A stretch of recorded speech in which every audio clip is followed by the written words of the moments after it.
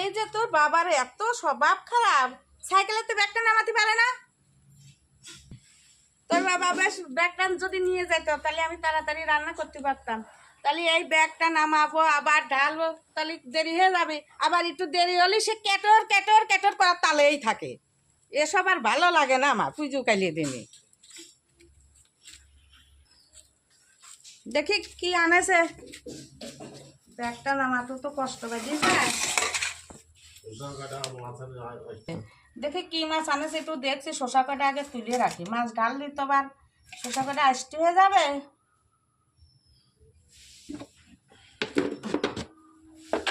শসা কাটা তো ভালোই দেখতে পাচ্ছি, কষি আছে। আজকে তার বেশি কিছু বাজার নাই, সব কিছু আছে। ও কাঁচা লঙ্কা, কাঁচা লঙ্কা কাটা ঢালি তুই।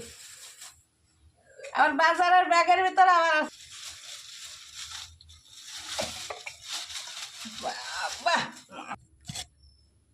ও বাবা, আজকে আবার চওড়া চওড়া পুটি। এ তো বিলির পুটি না, পুকুরের পুটি নাকি? বড় বড় চওড়া চওড়া পুটি দেখে মাছ করা, তাহলে কি করা যায়, কাটি নিয়ে আসা লাগে। ভাত তো নুনে দিছি,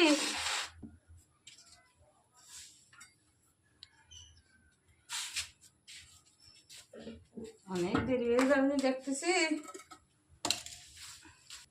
মাছ কটা পুটি নিয়ে আসে দেখি। কাদা হয়ে গেছে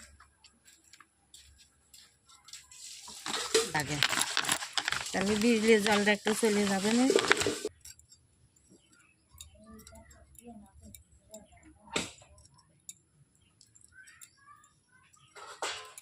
একটু একটু মাছের লবণ দিয়ে দিই,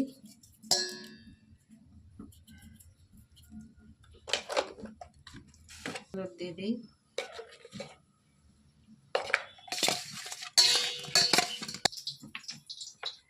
তাহলে বাড়তে দিতে হবে। ভাজা হয়ে গেছে, ঝোলে দেবো কাঁচা লঙ্কা,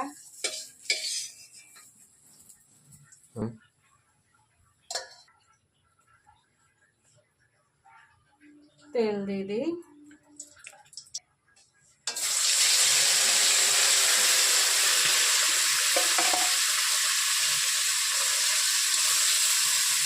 বাবু, তোর জন্য কি কয়টা পুঁটি মাছ ভেজে রাখবো ভালো করে?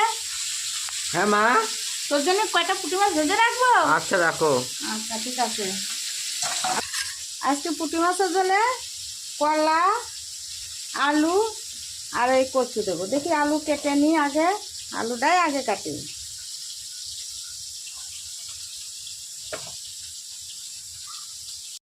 এ রান্না হয়ে গেছে, খেতে বসবি। হয়ে গেছে রান্না, এ দেখ পুঁটি মাছের ঝোল করেছি। তুই যে পুঁটি মাছ ভাজা খেতে চাস, এবার তোর জন্য অল্প কাটা পুঁটি মাছ ভাজা রেখেছে। আর এই যে শসা কাটেছি, আর যে লেবু, পুঁটি মাছের ঝোলে তো লেবু খেতে খুব ভালোই লাগে।